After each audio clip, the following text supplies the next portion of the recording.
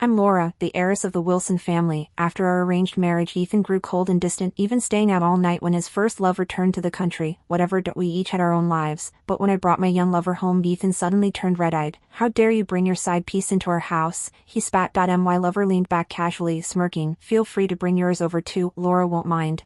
"The more the merrier." Ethan froze when he found me smoking on the living room sofa that night. His hand hesitated on the light switch, fleeting panic in his eyes. "Why are you still up?" he asked with uncharacteristic caution. The lamp clicked on before I could answer, flooding the room with harsh light. The real glare came from the photos scattered across the coffee table. Ethan kissing another woman, holding her in hotel lobbies, countless incriminating snapshots spilling onto the floor, his face drained of color. How should we handle this?" I asked, mildly blowing smoke rings. With practice, calm. Ethan's knuckles whitened around a photo of himself tangled with some brunette. "You had me followed," he roared, the flush creeping up his neck betraying his fury. I simply watched him through the haze, my smile never wavering. The grandfather clock's ticking grew deafening in the heavy silence. He opened and closed his mouth several times, frustration carving lines between his brows. "Our families have enemies everywhere. These could be fabrications." The words died when I tapped a photo of him nuzzling the woman's neck in a hotel elevator, time-stamped in crystal clear. "People watch us constantly, Ethan. These find me even when I'm not looking." His jaw worked silently as he calculated damage control. Suddenly exhausted, I realized the boy who'd once sheltered rain-soaked kittens had vanished completely. Ethan, I was just a corporate merger with legs. No one knew he'd been my exception. I still remember 14-year-old Ethan huddled under a crumbling porch during a downpour, his soaked uniform plastered to his lanky frame as he cradled a shivering stray cat. The memory overlapped with my 10th birthday, smuggling a tabby kitten home only to get screamed at and locked in my room, while my parents toasted business partners at my forgotten party. Our driver, Mr. Wong, promised the kitten went to a good home. That helpless rage still burned. While other kids played, I memorized stock reports. During sleepovers, I practiced French etiquette.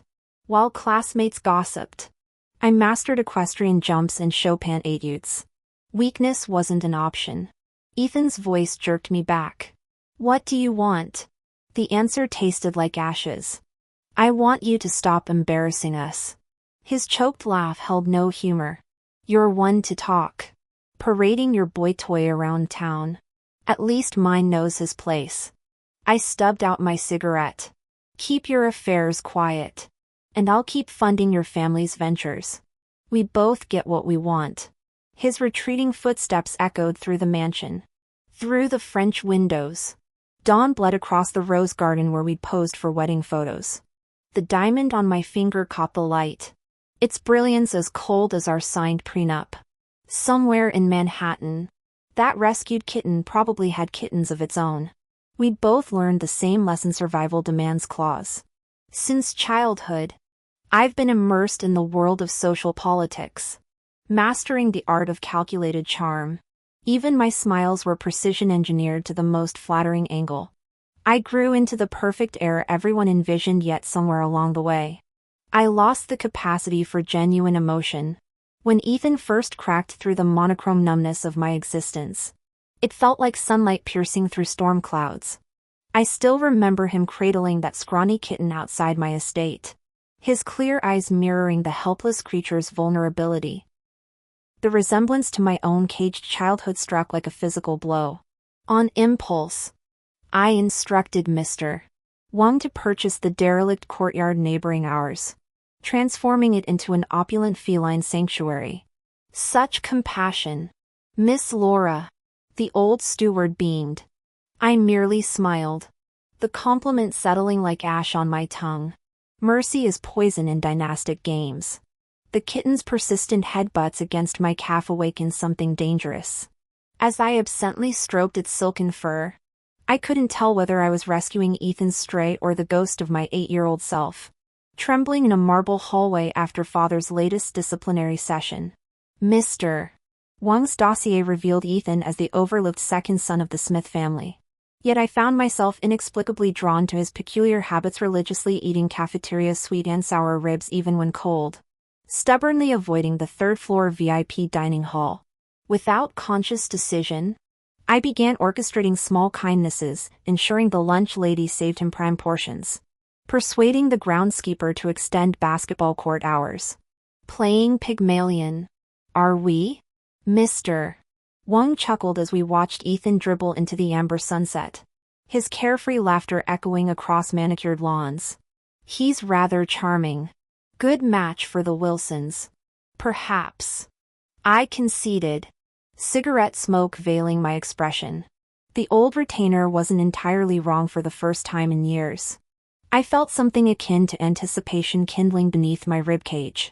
The memory dissolves into present reality where Ethan stands before me, all traces of that warm-eyed boy erased by the sharp angles of his Brioni suit. His practiced remorse turns my stomach. I can explain. Skip the theatrics. My lighter's metallic click punctuates the sentence. How are we handling this? The confusion flashing across his sculpted features almost makes me nostalgic. For one heartbeat. He's 18 again, breathless from basketball, offering me a juice box with grass-stained fingers. Then his mask snaps back into place. You've nothing else to say? The cigarette burns my throat. I watch our reflection warp in the penthouse windows, two predators circling a carcass of what might have been. I laughed. He's the one who cheated. What do you want me to say? Divorce? Or should I step aside for you too? No divorce. Ethan suddenly raised his voice. I'll give you anything you want. But I won't agree to divorce. Ethan quickly regained his composure, as if his earlier outburst had been an illusion. I blinked in surprise. Shouldn't he be eager to divorce now that Lily had returned? He glared at me, teeth clenched. I'll give you 15% of Smith family shares. We stay married but live separate lives. Ah. Clinging to his CEO position. After a tense silence, I stood up with a mocking smile. Deal. May you two live happily ever after. When I walked away, he stared at my retreating figure, frozen in place. Uncle Wang asked, Miss Laura, that ungrateful wretch, will you really let him off? I tilted my head. Do I strike you as merciful? His expression shifted before he lowered his gaze. Others might not know, but Uncle Wang remembered everything. Ethan had essentially been coerced into this marriage. His reckless antics for Lily were legendary in our circles, skipping school, street fights, drunken escapades, illegal street races. He'd even sworn to marry no one but her, nearly getting disinherited by old Mr. Smith. The boy who gently cradled stray kittens in his jacket was long gone. When his father cut him off financially, Lily abandoned him for an overseas billionaire's heir. Ethan became the laughingstock of New York society for months. The Smith-Wilson alliance had been predetermined before my birth. Yet everyone gasped when I chose Ethan over his accomplished older brother Eric. Eric, secretly dating a middle-class girl, actually thanked me with genuine relief. Ethan's murderous glare during our engagement announcement could have shattered glass. Both brothers would have thrown away fortunes for love. I became the villainess holding the inheritance guillotine. Our wedding proceeded as scheduled after Lily's overseas marriage. I smiled radiantly. Ethan looked like a hostage groom. The guests didn't care. Old money alliances thrive on such calculated unions. Born into high society, most marriages are arranged beyond our control. The vast majority of scions from wealthy families can't escape the fate of strategic alliances. As the sole heir of the Wilson family, I knew I could annul this engagement if I played my cards right. Yet the image of that gentle-eyed young man made my heart flutter with unexpected anticipation. How naive I'd been. Our story was doomed from the start. Days later at the corporate headquarters, Ryan rushed toward me with bloodshot eyes. Laura, why won't you answer my messages? Are you angry with me? His trembling lashes cast shadows across pale cheeks as I noticed his crumpled clothes dusted with morning dew. The faint bruises beneath usually vibrant eyes told their own story. You waited here all night? He bowed his head, thick lashes veiling his gaze. I thought, you might never want to see me again. The raspy vulnerability in his voice tugged at memories better left buried. It reminded me of that first betrayal. The night Lily returned from Paris. Ethan abandoned our penthouse with transparent lies about overtime work. I'd smiled through the phone call like the perfect society wife. clutching the receiver until my knuckles whitened. For one agonizing moment, I dared hope that their reunion would remain platonic, that our fragile marriage might survive, that I meant enough for him to resist temptation. The sharp feminine gasp through the phone line shattered those illusions. When the dial tone roared in my ears, "Our driver, Mr. Wang," gripped the steering wheel until leather creaked. "Shall we storm the hotel, Miss Wilson?" I lit another cigarette instead, watching smoke curl toward the illuminated hotel windows. Dawn found us still parked beneath that damned building, frost crystallizing on the Mercedes windows as countless cigarette butts piled in the ashtray. The bitter taste of self-mockery coated my tongue. I'd known better than to hope.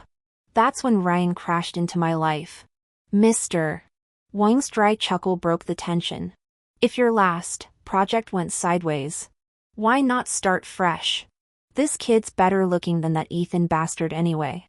The absurdity made me snort despite myself. "Don't tease me, Wang." As our engine purred to life, the beautiful stranger suddenly plastered himself against my window, knuckles whitening against the glass. Those crimson-rimmed eyes burned with desperate determination. He pressed a cocktail napkin scrawled with numbers against the window, his silent plea more eloquent than any words. Apply for a membership card?" His damp eyes brimmed with anguish and resistance. Yet he didn't retreat an inch. In the adult world, excessive directness isn't required. I gestured him into the car. Uncle Wang tactfully raised the partition. He hesitated for an eternity, his lower lip whitening under his teeth, before resolutely opening the door. I observed with amusement. "How old?" "Name?" "19. Ryan Johnson." Ryan clutched the crumpled flyer, his neck flushing crimson as he stared at his shoes. I randomly recalled a friend's remark, "18's too green. 20's overripe. 19's just perfect." After a deliberate pause, I inquired, "Should be in college? First time moonlighting?" His shoulders hunched deeper, his voice trembling with shame. "Need money. Grandma's hospitalized." When I remained silent, he suddenly met my gaze. Tears shimmered in those obsidian eyes. "Please help. I'll do anything." Uncle Wang's poorly timed cough made Ryan's flush spread to his collarbones. "To the hospital," I decided. "Right away," Uncle Wang chirped. Ryan's eyes glistened like sunlit ponds, his gaze unwavering. The kid had grown up with his grandma, aced into Metropolitan University's music program. Chronic illness forced him into endless part-time jobs to cover medical bills. Now an emergency heart surgery. Desperation led him here, until our paths crossed. I settled all expenses, lent him the key to my downtown condo. Investment potential: a sophomore piano prodigy at Capital University, with unmatched technicality and artistry. He had a boundless future. He needed funds, I had in abundance. Might as well play patron. Since then, at least 10 daily messages. "Laura. Learned a new sonata. Play for you?" "Laura. Grandma's better, wants to meet you?" "Laura. The hospital strays had kittens. Come see?" "Laura. That cheating scumbag's trash. You deserve someone younger and better." God knows what Uncle Wang told him. Daily divorce pep talks. My patience frayed. Not angry. Rest now. Ryan's fox-like eyes crinkled, though sweat beaded his ashen lips. "Stomachache," he mumbled when questioned. "Old issue. Don't worry. Office has meds. Guess you don't need them." He brightened instantly. His enthusiasm was contagious, tugging at my lips. After taking the painkillers, I sent my assistants for snacks. Ryan's grin outshone the chandeliers. "Thanks, Laura." He made himself completely at home, lounging lazily on the sofa in my office as if it were his own. My assistant kept shooting curious glances between us, practically radiating gossipy energy, just as I was about to remind him to maintain professional decorum. The door burst open with violent force. Laura! Why did you transfer the shares to Eric? You know perfectly well, the intruder froze upon seeing Ryan. His gaze turning glacial. Who's this? The breakfast-delivering assistant quietly set down the food and closed the door with exaggerated discretion on her way out. Ryan sprawled with careless arrogance. Those peach blossom eyes filled with disdain. Old man, what's it to you who I am? The cocky demeanor showed none of the docility he usually displayed around me. Ethan's lips pressed into a bloodless line as he stared daggers at the younger man. The air grew thick with tension. I leaned back leisurely. Ethan, since the shares are mine now, don't I have disposal rights? My smile sharpened. Besides, I believe your brother makes a more suitable business partner. The shares Ethan had transferred to me were now sold cheaply to Eric, another favor owed. The Smith-Wilson alliance would only grow stronger. This outcome satisfied all stakeholders, except one. Ethan's jaw clenched, fury barely contained, then suddenly he laughed, a cold, mirthless sound. I thought this was just a business marriage, now I see, you're in love with me? He stepped closer, venom dripping from his words. I asked this your pathetic revenge for me not loving you? My expression remained neutral even as my chest constricted painfully. Ethan's smile turned cruel, eyes glinting maliciously. Let me make this clear, I'd rather die than love someone like you. You're utterly unworthy of love, now and forever. He searched my face hungrily for signs of anguish. The suffocating pressure made my hidden hands tremble beneath the desk. Suddenly Ryan lunged forward, fist connecting with Ethan's face in a sickening crunch. Ethan staggered back, clutching his eye. Ryan's knuckles whitened, his usually cheerful eyes darkening dangerously. You blind fool. Laura's the most amazing person who deserves all the love in the world. Keep mistaking glass for diamonds and you'll die alone. Strangely calm, I watched as Ethan suddenly charged at Ryan like a madman. What right do you have to speak? Her boy toy? I'm her lawful husband. Ryan froze. B-boy toy? A blush spread across his cheeks. The fight drained from him, and he took the next punch without resistance. Security rushed in as my assistant pretended sudden fascination with her shoes. Explain this, Ethan demanded hoarsely. I pulled the blushing Ryan behind me. Exactly as you said, Ryan's my lover. You're lying. Ethan's voice cracked. He stood rigid, looking more shattered than when he'd lost the shares. I ignored him and left with Ryan. In the car, Ryan kept fidgeting, his face flushing crimson like boiled shrimp. Laura, he stammered. What did you mean earlier? My hand stayed steady on the wheel. Thanks for helping me out back there. Those were just lies for Ethan's benefit. Nothing more. His shoulders slumped. Oh. Got it. Remember your hospital promise? I'll reach the top. Then repay you properly. Good. I'll wait. His head snapped up, eyes widening like dawn breaking through clouds. I chuckled and flicked his forehead. We'll discuss repayment after you make it big. The unspoken implication hung between adults. He blushed but stubbornly hooked his pinky for a promise. Deal. Our fingers intertwined, warmth spreading as his smile bloomed like fireworks. New mentorship program. Different protege. I could handle this game. At the charity auction, we bumped into Ethan and Lily. She clung to his arm like human handcuffs, shooting me dagger eyes. Ethan glared at Ryan and me before theatrically whispering in Lily's ear, making her giggle and sweat his chest. His arm draped possessively around her waist as he shot me a challenging smirk. Spring's here early, Ryan muttered through clenched teeth. Hear those stray dogs barking everywhere? I watched Ethan's pathetic display dispassionately. The boy I'd once known dissolved in my memory like sugar in bitter coffee, leaving no aftertaste. My polite social smile could have frozen hell as I turned away. No more space in my heart for Ethan. His stunned expression resembled a kid dropped at the wrong birthday party. During bidding wars, Ethan transformed into my shadow. Every piece I wanted.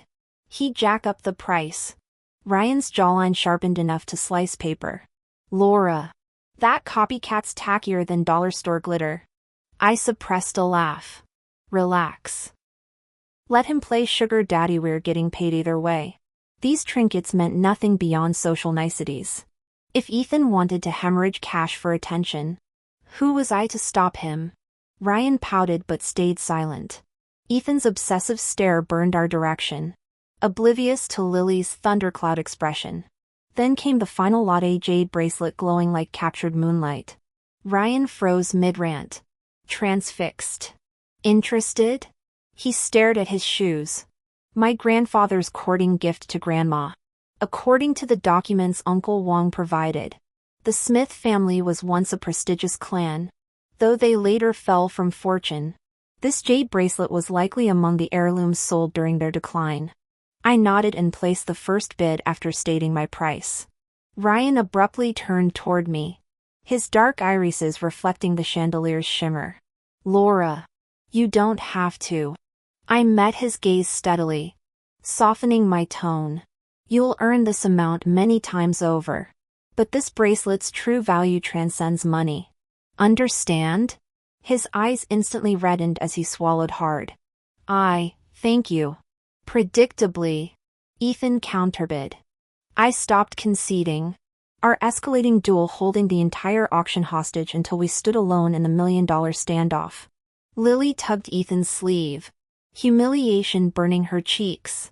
But he kept staring at me with unreadable intensity. I smirked and slammed the final bid. Apologies, spare change is my specialty. The gavel crashed as Ethan laughed bitterly. When the bracelet reached Ryan, he grinned like a fox. Grandma would skin me alive if I touched this. The buyer delivers it. Spotting Ethan approaching, I dragged my protesting companion into the car. Why run? I'll tear him apart. I arched an eyebrow. Your little firecracker act might land us on tabloid headlines. Especially since he's still technically the legal spouse. Ryan flushed crimson but jutted his chin. You won't even acknowledge us. Why fear him? Exactly. Fear. Grandma Johnson's silver hair framed her serene smile when we visited her recovery room. The healthy flush on her cheeks deepened as I presented the velvet box. Her hands trembled opening it. Never thought I'd see this again. Tears welled as she clasped my hand. Ms. Wilson. I'll treasure this. My relief vanished when she added. To show gratitude, I'm gifting you Ryan. My smile froze. He's young but attentive. Decent looking, though nowhere near his grandfather's charm. Grandma. Stop comparing. Ryan resembled a scalded cat, avoiding eye contact with ears burning scarlet. Amused, I pivoted my refusal into, I'll take good care of him. Splendid.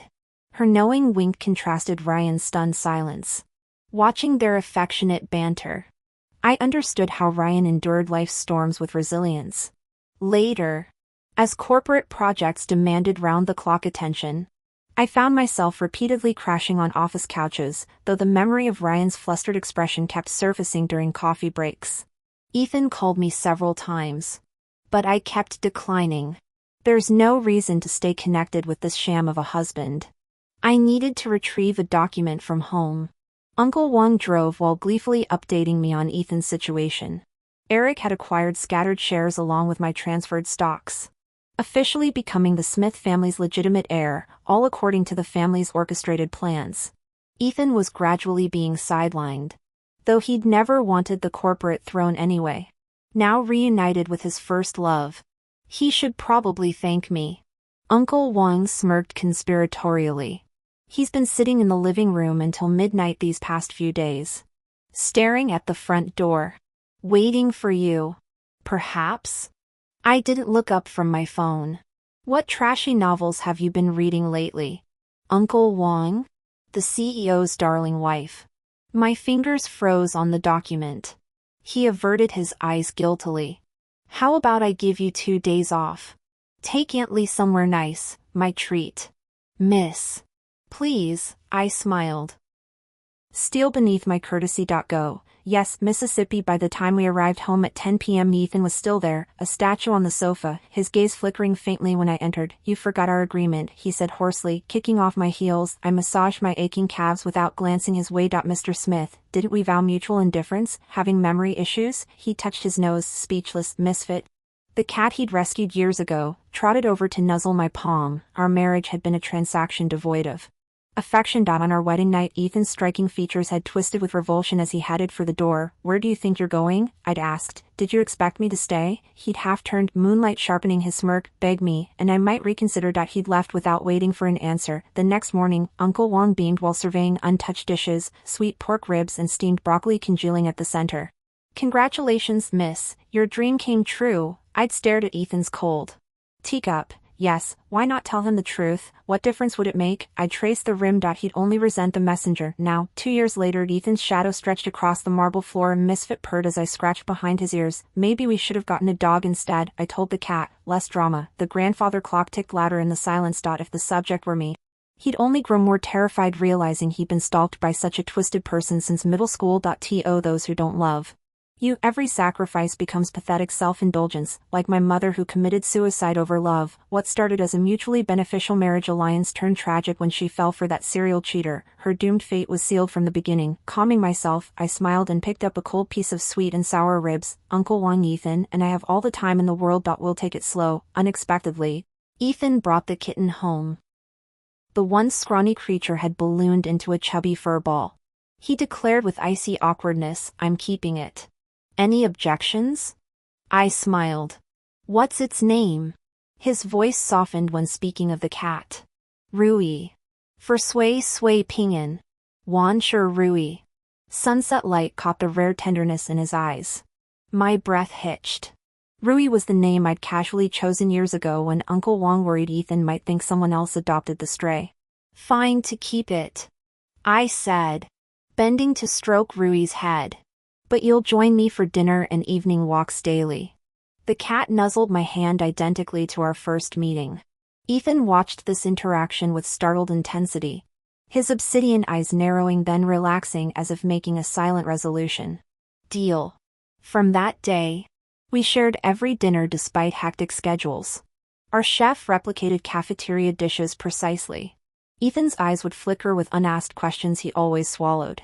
Gradually, imperceptibly, our dynamic shifted. Holding Rui one evening, I noticed Ethan's features softening, lips quirking upward unconsciously mirroring our ordinary nights months prior. When I turned toward the stairs, his urgent voice stopped me. "We haven't played basketball in ages. You stopped bringing me soup." His voice trailed off, his aristocratic face clouded with confusion and something resembling hurt. My fingers twitched. Sudden restlessness clawed at me. Nicotine cravings surging. Memories flooded back to that crimson-skied evening when Ethan unexpectedly asked about walk routes after dinner. Already acclimated to our shared routine. "Let's try something different today."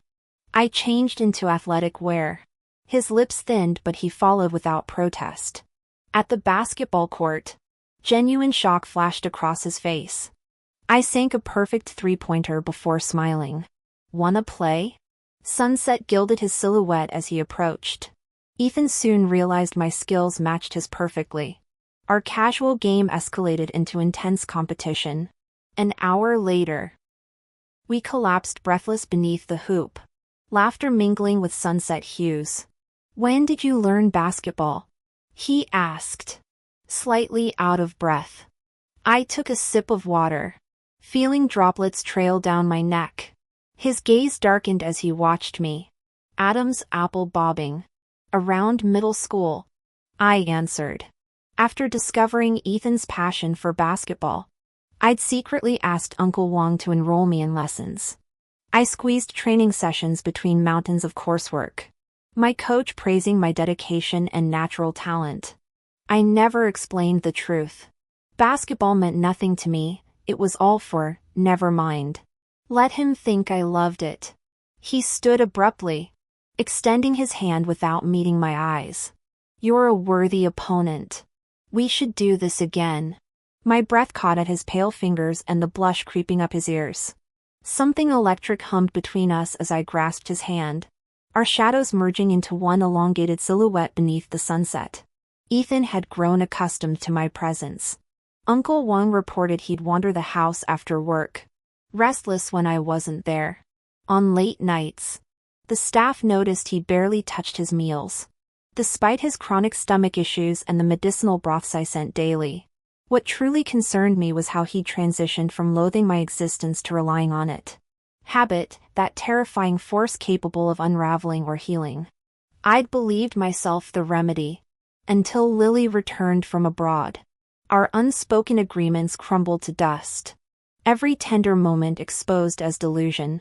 Memories of Ethan flooded me, his laughter echoing through my adolescence. The way sunlight caught his hair during study sessions. I slammed mental shutters closed. Laura doesn't cling to fantasies. I'm busy. I told him coldly when he suggested weekend plans. Ask someone else. The light died in his eyes that day. He never came back. With Uncle Wong vacationing overseas. Silence enveloped the estate. Ryan had become a training room specter since his grandmother's hospital discharge. Though our calls grew infrequent, memories of his earnest chatter still dissolved my weariness. The phone shattered my office quietude. Olivia's imperious tone crackled through, the legendary pianist I'd convinced to mentor Ryan. Known for rejecting royalty and billionaires alike. She'd accepted Ryan after 20 minutes of audition. Her current tirade concerned his unconventional interpretation of Chopin. Miss Wilson. That protégé of yours. I smiled. Leaning back. This storm would pass. Olivia's fury always preceded breakthroughs. Laura. I managed to secure an opportunity for Ryan to study abroad. Something countless people would kill for. And he actually turned it down. What's going on? Olivia's booming voice made my eardrums throb, forcing me to hold the receiver away from my ear. The legendary music professor never sugarcoated her words. Not even for the head of the Wilson family. I bit my lip, maintaining composure. Professor. Let's not jump to conclusions. He might be concerned about his grandmother's health. I'll talk to him. The line went silent for 3 heartbeats before her tone softened. That boy's had it rough. But this fellowship won't come around again. You're his girlfriend. Aren't you? Can't your family help look after his grandma? Heat crept up my neck. There's been a misunder. Don't give me that. She snapped. Every time Ryan mentions you, he lights up like Times Square on New Year's. I know how you trust fund babies play fast and loose. But he's already compromising his morals as the other man. What more do you want? Her accusation left me speechless. Old guilt resurfacing. Understood. I'll convince him. Sighing. I found Ryan crouched outside my corporate tower later, nervously shredding a maple leaf. All my prepared lectures dissolved at the sight of his trembling shoulders. Why refuse the fellowship? I demanded, looming over him. His throat worked. Scared you'll replace me. I blinked. Do I look like some serial heartbreaker? Moonlight caught the sheen in his eyes as he mumbled. Uncle Wang said you only married that jerk for love. What if he tries to win you back while I'm gone? The absurdity choked me. This walking paradox who'd been begging me to file for divorce now feared being cuckolded? If you throw away this chance. I said coldly. Our deal's off. He lunged forward, arms vice-locking around my waist. I'll go. Hot tears soaked through my blouse collar as his broken whisper ghosted over my skin. Just don't leave me. My pulse stuttered traitorously. Grown men don't cry. I rasped, gently untangling him. How about we make some memories before you leave? His blush rivaled the sunset over the Hudson River when I pinky swore. For the next fortnight, I delegated board meetings to my assistant. We attended jazz nights at the Blue Note. Shared cannoli in Little Italy. Got mobbed by pigeons in Central Park, ordinary bliss immortalized in countless iPhone shots. Throughout the entire trip, Ryan never stopped smiling.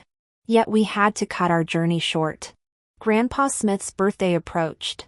And as the nominal daughter-in-law of the Smith family, I needed to attend. When Ryan learned I'd be going with Ethan, he spent the entire flight staring out the window, refusing to speak a word to me. Ethan waited at home, his eyebrows snapping together when he saw Ryan. You actually brought him here? Ryan immediately lowered his gaze, lips trembling pathetically, a stark contrast to his usual defiant demeanor. "Sorry, bro," he mumbled. The cabs were scarce. I begged Laura to drive me. My temple throbbed. The innocence act practically dripped from him. Ethan stood speechless, looking haggard with pronounced dark circles. His chest heaved violently, eyes bloodshot as waves of despair rolled off him. I brushed past without acknowledgement, heading upstairs to change. Below, Ryan sprawled casually on the sofa while Uncle Wong stood nearby watching indulgently. Ethan's fists clenched. "How dare you parade your mistress here?" Ryan leaned back with a mocking smirk. "Feel free to bring yours too. Laura won't mind. The more the merrier." "You bastard!" Ethan lunged, landing a punch. They grappled violently as maids screamed. Uncle Wong made token efforts to separate them until Ryan's hand smashed through the glass coffee table. Blood snaked through shards as he clutched his wrist. Pale and sweating, I descended to this chaos. "Uncle Wong! Hospital!" My voice shook. Ethan stood frozen with bloodied temple, expression shell-shocked. "If he's permanently injured," I hissed icily, "you'll pay dearly." Tears streaked Ryan's face. "Will I never play piano again?" I softened my tone. "You'll be fine." As we rushed out, Ethan remained statue still amidst the wreckage, lips trembling as redness rimmed his eyes. At the ER, Ryan managed a weak smile. "Don't worry about me." I studied him silently until his grin faltered. "Having fun, Ryan?" I lit a cigarette before remembering our location, angrily tossing it away. His eyes darted nervously. "What do you mean? You provoked Ethan into hurting you, then played victim." My words turned arctic. "Think I'm stupid?" All color drained from his face. Suppressed fury burned through my veins like liquid fire, every nerve ending screaming. "Have you ever thought about what you'd do if your hands were truly ruined? How would you play piano? What about your dreams?" I hurled the bag at his face. He didn't flinch, didn't even blink as it struck him. My chest heaved with rage, emotions spiraling out of control. Inevitably, my mind flashed to that bone-chilling night, how the wind had sliced through us like knives. Yet my mother stood swaying before the floor-to-ceiling windows in her crimson dress. When the music faded, she turned to me with tear-streaked eyes. "What's the use of having you if even your father won't stay? If I die, I'll stain his heart forever with my memory." Her manic laughter still haunted me as she leaped from the window, that red dress billowing like blood against the night sky. I couldn't catch her. She'd gambled her death for my father's remorse. How bitterly ironic, the man nearly shed crocodile tears before openly parading his mistresses, fathering bastards left and right. That scarlet dress became buried under relentless snowfall, its voice forever silenced. I stared coldly at Ryan. "If you don't value yourself, don't expect others to." Turning on my heel, I left without waiting for his response. At Mr. Smith's birthday gala, I clung to Ethan's rigid arm, exchanging pleasantries with guests.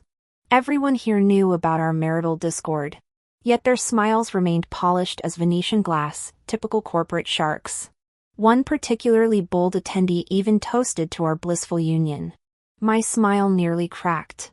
Surprisingly, Ethan's arm slid around my shoulders.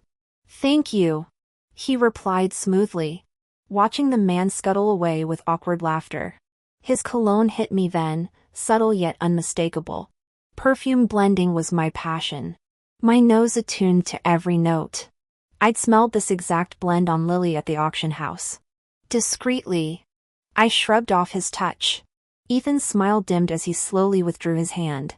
Later, as I moved to exit the car at home, Ethan suddenly wrapped his arms around me from behind. His breath warmed my ear, laced with whiskey. "Laura." His voice cracked. "Please don't choose him. I've grown used to this eating together, evening walks, shooting hoops. When did it happen? Just knowing you'd be home gave purpose to my workdays. You're my salvation. The bone broth you make when I overwork. How you anticipate my needs, my whole life's filled with traces of you. I think I might actually love you. My heart stuttered. This scene I'd once fantasized about was unfolding in reality. A year ago, I'd have wept with joy. Now, only revulsion churned in my gut. He should have known, the moment he strayed. We were through. Laura doesn't take back cheaters. Too soiled. I sneered. What about your precious first love? Lily? The woman you nearly destroyed us for? Ready to discard her so easily? Ethan froze.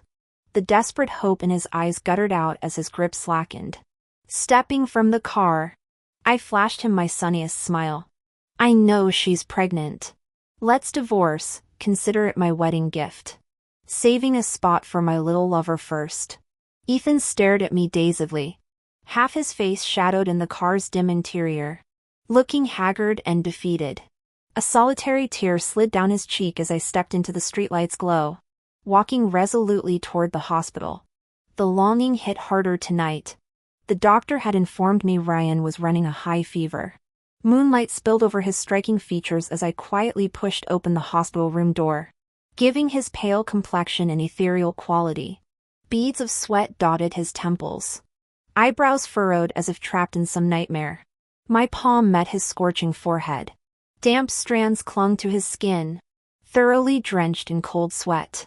His bloodless lips moved faintly, whispering something. Leaning closer, I caught the broken phrases, "Don't go, I'm sorry, never again," the words looped like a scratched record. Choked and desperate. Needle-sharp pain pricked my chest. Amusing.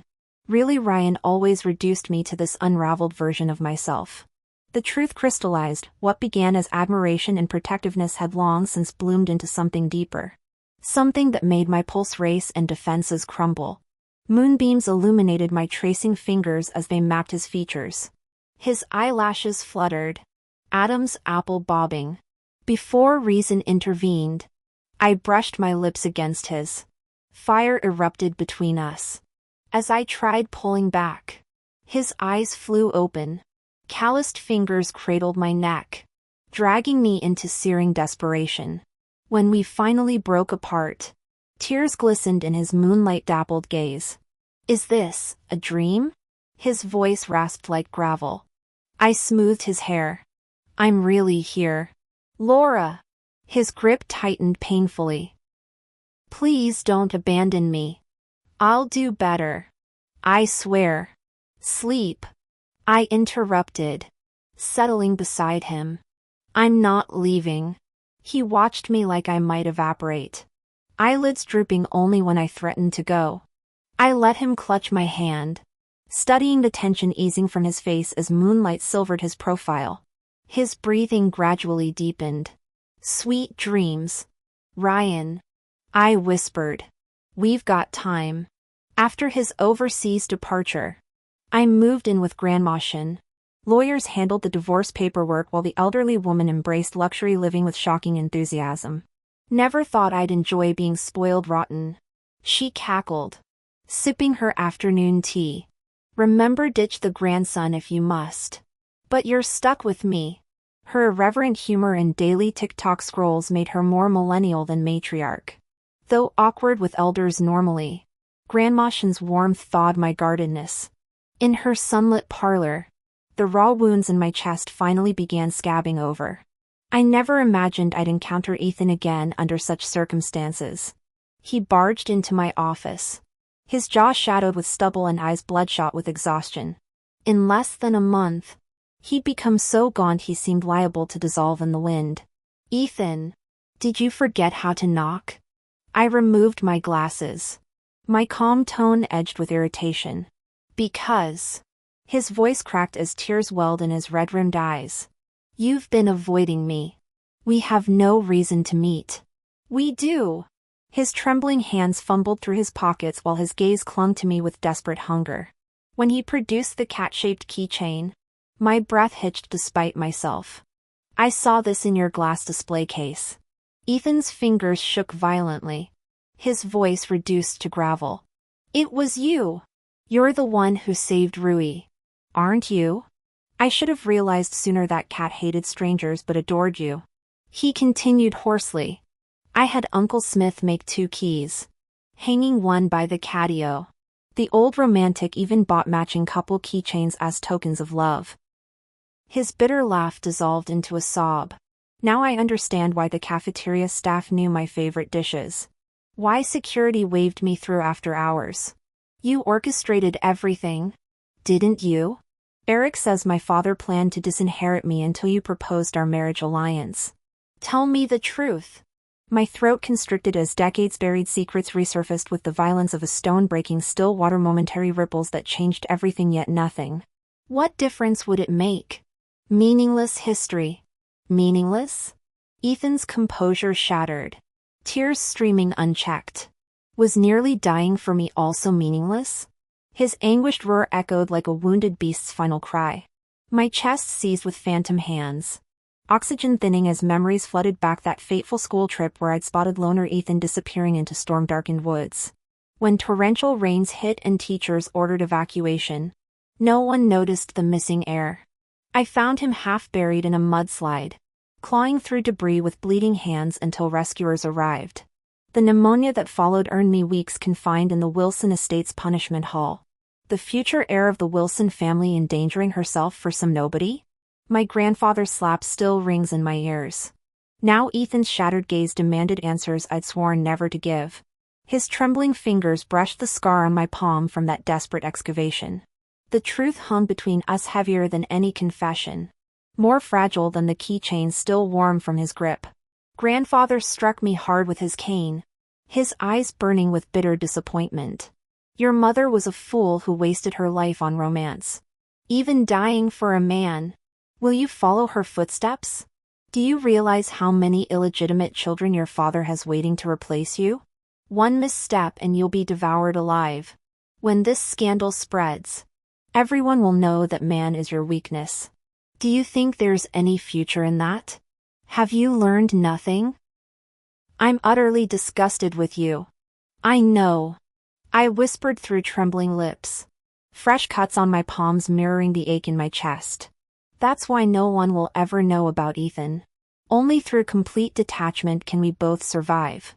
Kneeling on the cold marble, I became that helpless child again, powerless. Pleading. Please, grandfather.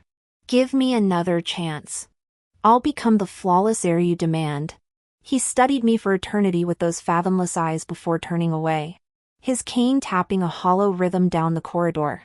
When I returned to campus, Ethan was already orbiting around Lily. I watched him feed her ice cream with tender devotion. Sunlight glinting cruelly off his laughter. My eyes burned with unshed tears as I turned away, that summer's secret now buried forever.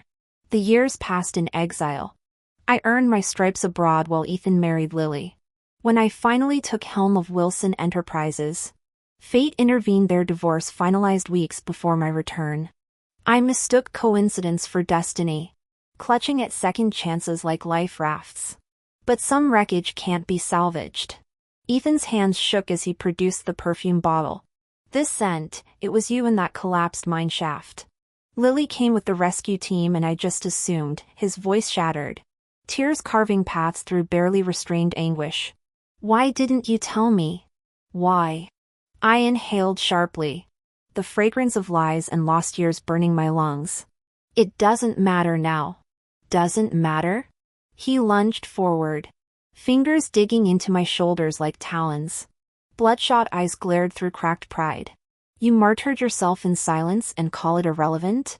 Or was I just another toy for the mighty Wilson heirs picked up and discarded at whim? The slap echoed before I registered, moving. What exactly do you want to hear? My laughter tasted like rusted nails.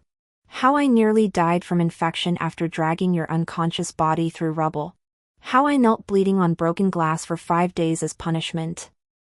Or perhaps you'd enjoy hearing how I watched from the hotel curb all night when Lily returned from Paris, his ashen face contorted, raw terror erasing years of practice. Charmed, I stepped closer, each word a scalpel. You love whoever plays hero Ethan, Why not marry the entire hospital staff? You're pathetic, cheating on your wife, blaming everyone but yourself. From me to Lily, you've always been a cowardly, responsibility shirking. Enough. He staggered like a gut-shot deer. Just process the divorce papers. I'll sign whatever you want. 2 months overdue. I straightened my blazer, voice glacial. My assistant will email the documents. The hollow click of my heels faded behind his broken whisper. Laura, have you no heart at all? He turned his head away, fingers trembling as he pressed them against his eyes before letting out a hoarse laugh. Fine, have it your way. The moment news of my divorce spread, my father stormed into my penthouse. You insisted on marrying the second son of the Smith family, and now you divorce. On a whim, you've disgraced the Wilson name. I leaned back on the sofa, casually flipping through a financial magazine. Relax, father. The collaboration between the Wilson and Smith families remains unaffected. You ungrateful brat. Think you're untouchable now? I glanced up at the middle-aged man, quivering with rage. Years of indulgence in liquor and affairs had ravaged his body. He relied on imported medications to function daily, yet still frequented high-end brothels. My disgust nearly spilled over. This man had never been a father, only schemed to replace me with his bastards, even plotting my demise since birth. In this house, I'd known no love, only schemes, pressure, and endless responsibilities. Watching his face flush crimson, I smiled. Between us, father, who truly shames our family? Your tabloid scandals could fill a library. Half the city's men beg for your fertility secrets given how many bastards you've sired. His jowls twitched, stunned by his formerly obedient daughter's defiance. How dare you? When his palm swung toward me, I stood and caught his wrist midair. He struggled uselessly against my grip. Why you? He trembled with impotent fury. I shoved him aside, wiping my hands with a handkerchief. Clearly you've forgotten who controls the Wilson empire now. Keep interfering, and I'll cut off the funds for your extravagant lifestyle. My voice turned glacial. Your bastards get nothing. Pray you live long enough to save up for their futures. Hatred burned in his eyes, but beneath it flickered raw fear. My smirk widened. The power balance had shifted. I was no longer the girl who couldn't even keep a stray kitten. 3 years later, at Emma's birthday gala, the hostess nudged my champagne flute. When's your turn to send out wedding invites? I sipped my drink, smiling enigmatically. Emma followed my gaze to where Ethan stood shadowed in the corner. He's been trailing you like a lost puppy since the divorce. No second thoughts? I shrugged. Ethan kept coincidentally appearing wherever I went since our split, too polite to confront, too persistent to ignore. Rumor claimed he'd given Lily a massive payout after learning her child belonged to her ex, cementing his reputation as the ultimate simp before his own father disowned him. Last I heard, Lily had miscarried after returning to her abusive husband. None of it concerned me now. Speaking of second chances, I arched a brow at Emma. Why didn't you take back that cheating ex of yours? Ugh. Don't start. She mock-glared. When's your boy toy returning from Europe? I reached for a cigarette, then paused at the memory of a certain voice chiding me. With a chuckle, I tossed it unlit. Soon.